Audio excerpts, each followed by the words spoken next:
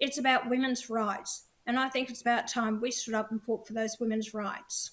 And I've had enough of it, so as the taxpayers. So I want a country that's united and strong and proud, patriotic Australians. You have an opportunity now to vote for someone that will turn it around and try and get your country back. But he can't do it alone. He needs your support. I can't believe how bad England has become, and you've allowed this to happen. People, wake up. Otherwise, you're going to find it'll be a hell of a place to live in, and I think it's already happening now.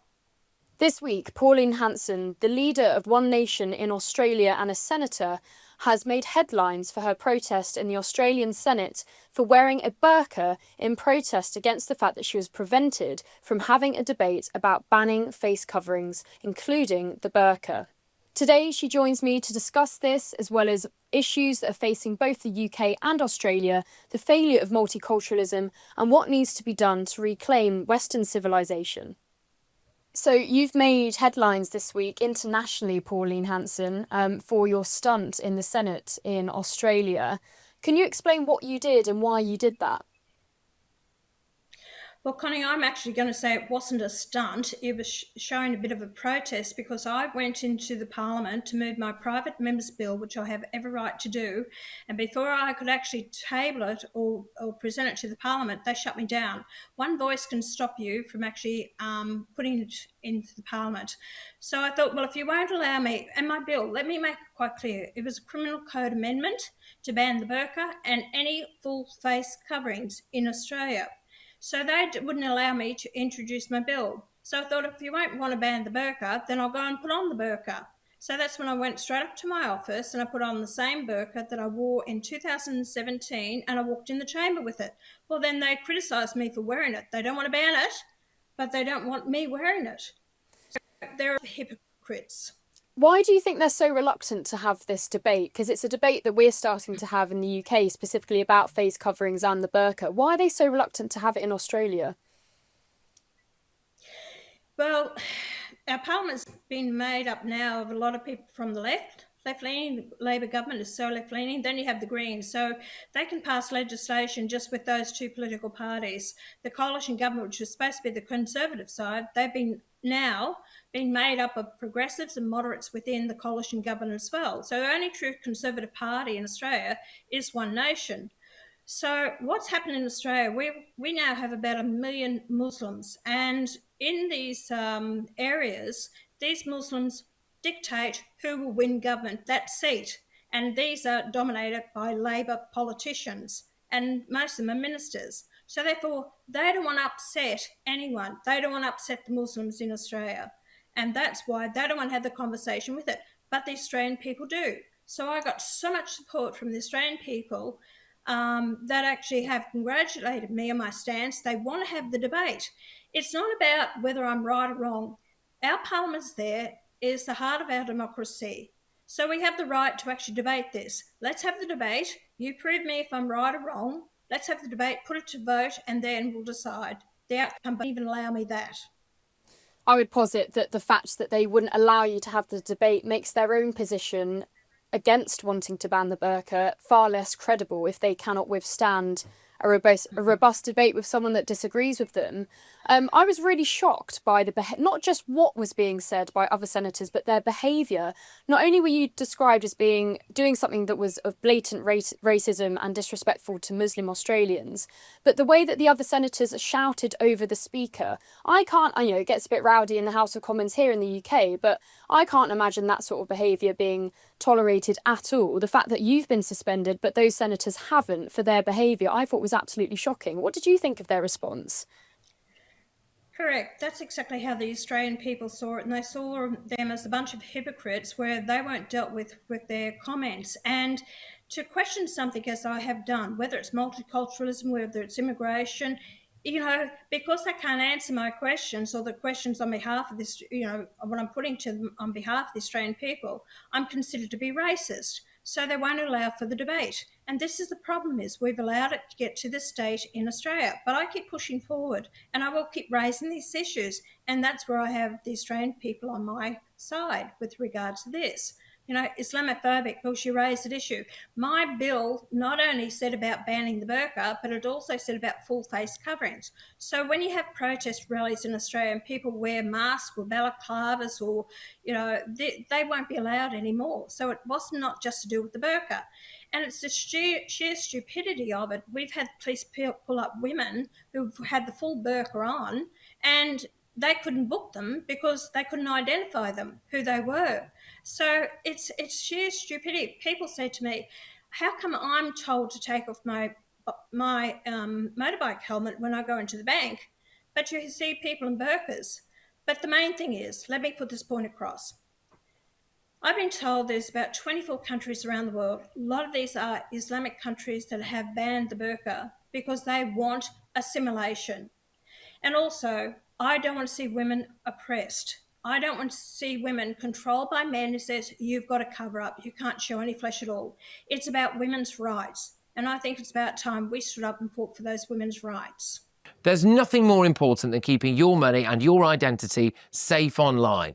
And with so many VPN options available, choosing the right one can be pretty daunting.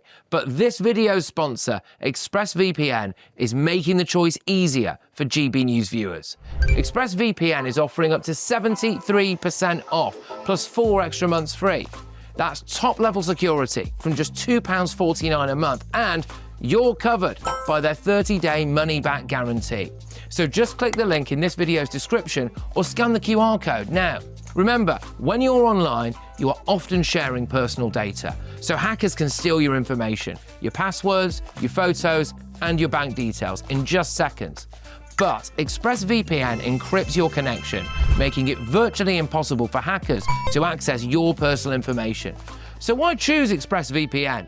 Well, it couldn't be easier to use. With just one click, you are protected. And ExpressVPN uses military-grade AES 256 encryption, which is the same standard trusted by the US government to guard their classified information. With their new tiered plans, you can protect up to 14 devices at once and manage passwords securely. Live chat support is available 24/7, and it typically connects you in under a minute with a real person. Click the link in this video's description or scan the QR code to get up to 73% off ExpressVPN plus 4 extra months free. Start protecting yourself today with ExpressVPN. That was something I was going to ask you about, Pauline. Is this simply a security issue, or does the women's rights side come into this? Because lots of people will say, oh, well, it's a choice to wear head coverings or face coverings, and that should be, it's a feminist to allow women to choose to do these things. My question would be, is it really a choice if we consider what would happen if a woman chose not to wear it? If that woman was punished for not wearing it, can we still consider that a free choice? Well, it's not a free choice. If you have a look at other countries around the world, Egypt used to dress very freely like we do in Australia now. That was actually taken over. They were controlled what they could wear. Even in Iran, you have women over there protesting of being made to wear the full burqa. And one woman, she had her scarf, which was loose on her head. She was actually beaten by the police, where she was actually died from that beating. So women are screaming out for their freedom to be able to do what they want to do, not controlled by the men in their men in their families. But there was a case that brought to my attention here in Australia where a woman, accompanied by her son, who was about 11 years of age, her socks, well, they fell down a bit, and full burqa, fully covered, but she was showing some ankle. Well, the son was berating his mother that he was going to tell his father that she was showing some ankle. And the woman was clearly, upset and terrified of what might happen. Do we want that? That is not Australia. And that's what I'm fighting against, women's rights. You've been talking about your opposition to multiculturalism for 30 years. In your famous maiden speech in 1996, you were saying things that very few people are saying, and in Britain especially, and I think across the whole of Europe and the Anglosphere, we're only just starting to have this conversation seriously. It feels like the can of worms has been opened and no one can close it again. When you made that speech in 1999, and the infamous line that made the headlines was when you said Australia is being swamped by Asians, I have two questions. what did you mean by Asians? Because at least from my perspective, that could be anyone from Asia. Is it a specific Asian country? Is it a specific Asian culture? And secondly, would you make the same point in the same way again today? Would you change your words, or would you stick by the way that you said it? Right, that's an explanation behind this, Connie. And let me say it was 1996 when I made that speech to the floor of Parliament, my first maiden speech. At that time, when the Tiananmen Square massacre happened, Bob Hawke, who was then Prime Minister, just opened up the floodgates for every foreign student in the country, which was basically Asian, who said the Asian, the Chinese, could actually get permanent residence in Australia. No test, no nothing, just come in. That actually blew out from 20,000 to estimated figures around about 300,000 people. We had a immigration policy where the next 75% of intake would come from family reunion. So the figures that I had was we were then at that time 4.5% of people in Australia were Asian background, origin. So I was told if we kept going with this immigration program, by the year 2050, we would end up with about 54% of our population would be Asian. So that's why I said it. We had to put the brakes on. I'm not against Asians coming to Australia, but you can't have huge numbers of one race or of Asian origin coming to Australia, because that would upset the makeup of Australia. So I feel that way about any race of people, especially people. You've got to have people who are like-minded in your culture, your way of life, you accept your laws and wish to assimilate. So our Asian makeup in Australia now at the moment is approaching 20% of people in Australia are actually Asian origin. Asian. So I wouldn't change anything. Actually, my new Member of Parliament yesterday, he in his speech said we're being swamped by mass migration. So he's taken up my line, and that's exactly what's happened in Australia. And people like myself and members of Parliament, we have to take our stance on this, create debate, talk about it, and give a voice to the people. Now, would you have an issue if people were coming to the country and assimilating completely into Australian culture? Now, we talk about the failed project of multiculturalism in this country for people who are concerned about these things. But many people say that, multi-ethnic, completely fine, but like you said in your speech, a truly multicultural nation can never really be united. Would you have an issue if immigrants were properly assimilating? Do you have an issue with being a multi-ethnic country? No, well, that's what I've said all along. We're multiracial, but at the end of the day, we must be Australians and who can speak the English language, can assimilate, and want to accept and acknowledge our laws and be treated equally under the one law. I don't have a problem with that. People from all different cultural backgrounds, even a Muslim, that has actually stood for me as a candidate. I don't have a problem with that. But I see the divisions that are happening in our nation because these people come in here as tourists, have no intentions of ever becoming Australians, just want to get on a welfare system, don't want to get a job, want to get on our health program and NDIS, that's the National Disability Insurance Scheme that we have, which pays very well. And I've had enough of it, so as the taxpayers. So I want a country that's united and strong and proud, patriotic Australians. I think many of our listeners will resonate with that feeling. If you were in the UK and as a British citizen, Pauline, like me, you would be classified as holding an extreme right-wing terrorist ideology. Yeah. Part of our terrorism prevention programme, part of our counter-terrorism strategy is this programme called Prevent. And in the Prevent programme, which has been rolled out to thousands of public sector workers to spot the signs of early radicalisation, they list 3 types of extreme right-wing terrorist ideologies. And one of them on the list is called cultural nationalism. And it is defined as being concerned that Western civilization is under threat from mass migration and lack of assimilation. Now, according to the state, views that you have just expressed and my own personal views are classed as holding an extreme right-wing terrorist ideology. How does that make you feel about the way that the Anglosphere and the West is treating their own values, and, like you say, the right to be patriotic and be concerned that, you know, it's important to hold on to our liberties and our freedoms? What do you think's gone wrong with the West? Why is it that we're not allowed to be proud and want to uphold what it is that has made us so great? One of the reasons why so many want to come to Western countries. It's because it started many decades ago, and especially with in the 1970s as well, the breakdown of globalisation. They brought it in when I started Parliament in 1996, and it was about pushing for globalisation, and it was to push multiculturalism, which was meant to be the melting pot of the world. So you wouldn't have a defining factor of who you nationalism, and they had to destroy that. When you destroy nationalism, you haven't got strong, united people. You can actually then pick everyone off little by little and destroy that. So united, you stand strong; divided, you will fall. And that's exactly what it is. So they put these people into place over the period of time, and they've been doing it in our educational system, in the universities. They put their own people into place there to actually brainwash the younger generation coming through. Now, I blame the people that may be listening here and the people in Australia. They've been so lackadaisy, you know, she'll be right, mate, and have not taken an interest in who they vote for, why they vote for it. So it's about the people. If you just don't want to take an interest in politics, who you're voting for, why you're voting for them, and just have the attitude, oh, well, what's the difference? They're all tarred with the same brush. You're to blame for the problem. You have someone over there now, Nigel Farage, who I believe, and I like Nigel, and I know him personally.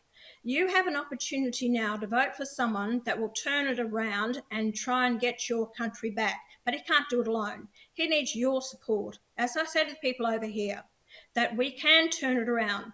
If we take the time and we really want to fight as a team effort to get your country back, because it's not about now, we're talking about the future generations. And when I watched the program, this woman over there, I don't know if she was a candidate member of Parliament, she was doing an interview and she made a comment. She said, I'm born and bred here. She stopped and the interviewer said, you shouldn't have said that, should you? And she was apologetic. How disgusting is that? I can't believe how bad England has become, and you've allowed this to happen. People, wake up. Otherwise, you're going to find it'll be a hell of a place to live in, and I think it's already happening now. Now, you're a very straight talker and frank about these issues, Pauline. One challenge that's been put to Nigel Farage, especially online, was his apparent lack of ability to be able to exactly point out what kind of terrorism and threats we're facing in the UK. On the anniversary of the 7th of July bombings, he was unable to name, or at least didn't name, the type of terrorism that had blighted our country that terrible day 20 years ago. How important do you think it is to be explicitly clear about the sorts of threats that we're facing in the West? Because I think for lots of people, they're fed up of walking on eggshells around this very contentious issue. How important is it to be crystal clear about these things? Because I think for lots of people in the UK, that was a real disappointment to see Nigel Farage not explicitly name the type of terrorism it was, like Kemi Badenoch did, who's the leader of the Conservative Party, the official opposition. She was able to name what kind of terrorism it was, but Nigel Farage wasn't. And that surprised me, because I thought Nigel Farage, around these issues, wanted to be tough talking, but it seemed that he wanted to avoid saying those things. What do you make of that? Look, I don't know what he actually said. You've got to be very careful also, because he's got to pull the other people along with him to actually win those seats. So sometimes you've got to sort of watch what you say. And I'm the same here in Australia. Yes, I'm a straight talker, I have no doubt about that. But if you've got these terrorist organisations like Hezbollah Tahrir, and you've got Hamas and those ones, they are terrorist organisations, then call them out for what they are. But don't be led down the garden path to name people where he'll find he's in the courts, because that's what happened to me. I have been jailed for my politics, or tried to, not because of my well, it was, but you know, the charges laid against me were unfounded, and I ended up in prison on 11 weeks maximum security, and that was in 2003. So they will do anything to destroy you or put you away, and that's how bad it is in Australia now. So I have to watch what I say outside of the Parliament floor. So don't be so judgmental of Nigel in a lot of these cases, why he doesn't say it, because who else have you got? Honestly, Well, someone may can't see say Kemi anyone better. Badenoch said it. She was able to say what kind of terrorism was affected us on that day in Yeah. 2005. Yeah, I don't know the situation, Connie, so I'm not going to say too much about it.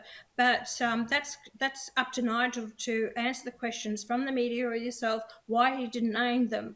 But it's like you've got so much going against you. Not only you've got the media against us, we've got the politicians against us, you've got the floor of parliament against us, and you've got those radicals out there that'll throw out anything at you to discredit you and bring you down. And so it's a tough road to follow sometimes, to keep your credibility, so people believe, say, okay, they're not this conspiracy theory person, and they've got some decent policies, and yes, we will actually give them a go. Because if we don't turn this around here in Australia, if I don't turn it around by the next election, I don't know where this country is going to go. We're I'd say about 5 years behind the UK. The issues and problems you're going through, we're seeing it here. The trouble with the UK is you're getting migrants coming across the hill, and you're not able to stop it, and you haven't anything to stop it. Whereas we're an island nation, but they're still flying in by plane, claiming refugee status. And we have huge numbers in the country that have overstayed their visas, and the governments do nothing about getting them out of the country. So we've got a lot of similar problems. In the UK, Shabana Mahmood, who is the Home Secretary of the government, the Labour Party, she's recently introduced, or at least stated, what the Labour Party wants to implement some radical, for the Labour Party, measures on immigration, including legal and illegal immigration. For lots of traditional Labour voters, they have been quite shocked by this, but others are very pleased that Labour is finally addressing this issue. And it's certainly a reasonable point to make that if it wasn't for reform and Nigel Farage, the Overton window would not have shifted to the extent that Labour is now putting in some of the most drastic reforms into our asylum system and migration policy. Do you think that that will happen in Australia? Are you part of shifting that Overton window? I mean, you've been talking about this for over 30 years now. Yeah. So when will it happen for Australia, where the left-wing parties will realise that they're going to have to finally listen to people who've been concerned about this for a long time? Because as you say, well, you think that you're 5 years behind us, but you have been there for much longer, I think, than the politicians in the UK. You've been far braver, I'm very sad, for example, people like Christopher Hitchens, who passed in 2011. He was talking about these issues long before they ever became mainstream political debates. When do you think it will happen for Australia, where the Overton window will shift and mainstream political parties will have to start having the very debates that they currently are preventing you from having? Yeah. Let me tell you, Connie, I was out of politics for 18 years, out of Parliament. So I was voted out in 1998. I won the primary vote. If I was under the UK system, I would have been voted back in. But our system here, I wasn't. So I didn't win my seat back again until 2016. And that's when I came back in 2015 to lead the party again, that I'd actually was not part of it for 13 years. So I had to rebuild again from nothing from 2015. Now I have 4 seats in the federal parliament, senators, plus other seats around the country in the state parliaments. What you're saying here is, see, the Labor, especially under the Albanese government, since he won government 22, he actually, the coalition had an immigration policy of around about 190,000 a year, all right? And they dropped it from 260,000, 190,000 because of me, right, to appease the One Nation and to get the voters back. The Albanese Labor government came in, and in the first year, 22 to 23, they brought in 740,000 people into the country.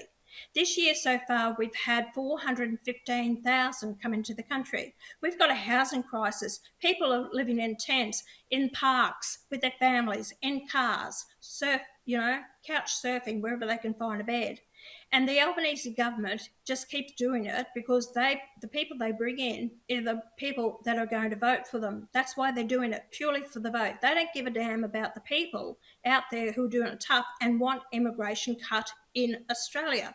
Now, the coalition, now they're both talking about cutting back the numbers because they're in fear of One Nation. there's the rise in support of One Nation, and the people feel now we have someone else to vote for. Remember, in the last election, Albanese only won with 35% of the vote. 65% of the people didn't vote for him. They don't want what he's offering. And it's only a voting system. So at the next election, if we can win the seats, some in the lower house, but if we can get the balanced power in the Senate, we can have a huge impact on legislation because they won't get the legislation through without our support. So we do have a big say.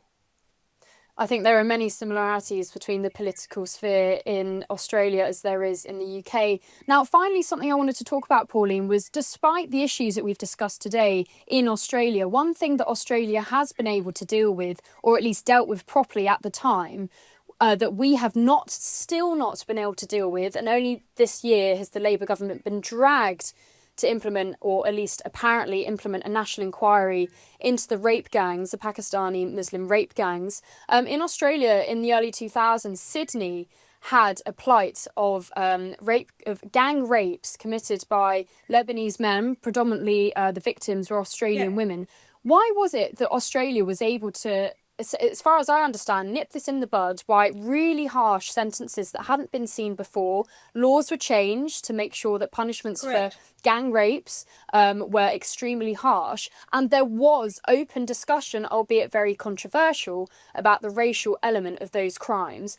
What was it about Australia that they were able to deal with this issue and have the debate where, again, this is only a debate or a discussion that we are now having in the UK, despite many generations of politicians knowing that something is going on and they have not been brave enough to look at it directly in the face and deal with it? What was it about Australia in the early 2000s? Was it just that Australians are far more straight talking than British people?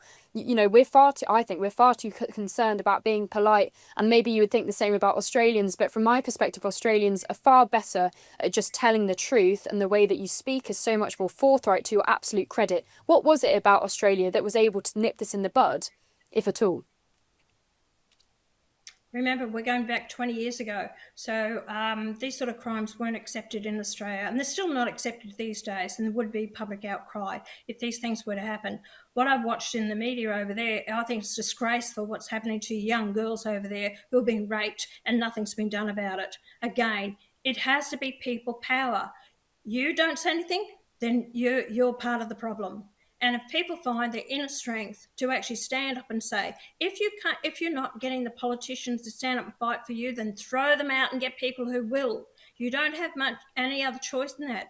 It can only change on the floor of Parliament. The people represent you. I love my country. I have the utmost respect for the fact that I am representing the people of this country. What an honour and a privilege that is.